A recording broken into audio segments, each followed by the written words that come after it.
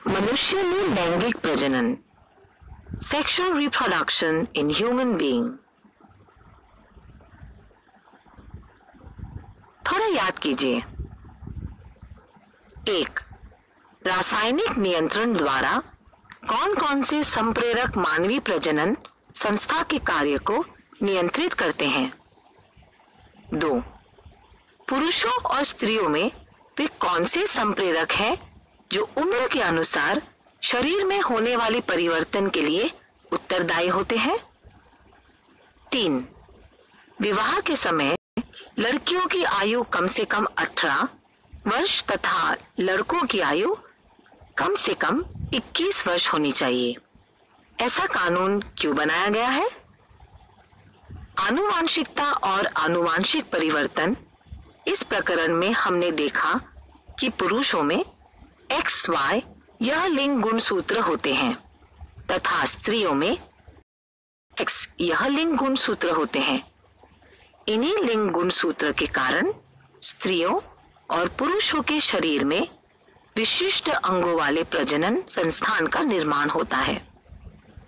X यह गुणसूत्र स्त्री और पुरुष दोनों में होता है, तो Y यह गुणसूत्र केवल पुरुषों में होता है। अर्थात Y गुणसूत्र केवल पुरुषात्व के लिए उत्तरदायी होता है, तो X गुणसूत्र स्त्रीत्व के लिए। फिर पुरुषों में X गुणसूत्र किस लिए होता है? अब हम मानवीय प्रजनन कैसे होता है और उसका कार्य कैसे चलता है, इसका अध्ययन करेंगे। मानवीय पुरुष प्रजनन संस्था, मेल रिप्रोडक्टिव सिस्टम। मानवीय पुरुष प्रजनन संस्था वृषण, टेस्टिस, विभिन्न वाहिनियां या नलिकाएं और ग्रंथियों से मिलकर बनता है। वृषण उदार गुहा के बाहर वृषण कोश में स्क्रोटम स्थित होता है। वृषणों में अनगिनत शुक्रजनन नलिकाएं होती हैं। उसमें पाई जाने वाली जनन उपकला जर्माइनल एपिथेलियम की कोशिकाएं अर्धसूत्री पद्धति द्वारा विभाजित होकर शुक्राणु स्पर्म का निर्माण करती है। विभिन्न नलिकाओं द्वारा ये शुक्राणु आगे भेजे जाते हैं। इन नलिकाओं का क्रम वृषण जालिका, रेट टेस्टिस, अपवाहिनी, वैस एफरेंस, अधिवृषण, एपिडाइडाइमिस, शुक्रवाहिनी, वैस डेफरेंस, स्खलन वाहिनी, इजैकुलेटरी डक्ट, जनन मूत्र वाहिनी, यूरिनोजेनाइटल डक्ट इस प्रकार है।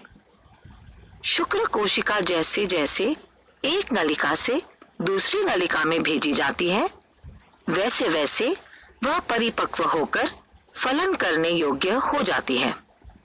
शुक्राशय सेमाइनो वेसिकल का स्त्राव स्खलन ग्रंथि में स्रवित होता है और प्रोस्टेट ग्रंथि, प्रोस्टेट ग्लैंड तथा काउपर ग्रंथि, काउपर्स ग्लैंड का स्त्राव मूत्र जनन नलिका में स्रवित होता है।